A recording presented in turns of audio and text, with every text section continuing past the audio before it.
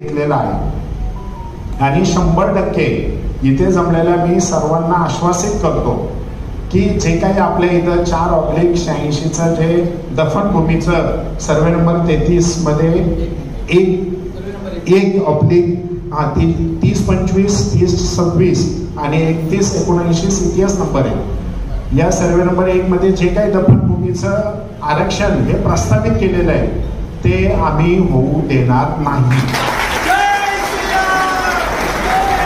जोपर्यंत ते प्रस्तावित आरक्षण रद्द होत नाही तोपर्यंत मंचकावरील आम्ही सर्व कार्यकर्ते हे तुम्ही निवडून दिलेले आम्ही प्रतिनिधी आहेत आणि तुम्ही निवडून दिल्यामुळेच आज आम्ही इथे आहोत।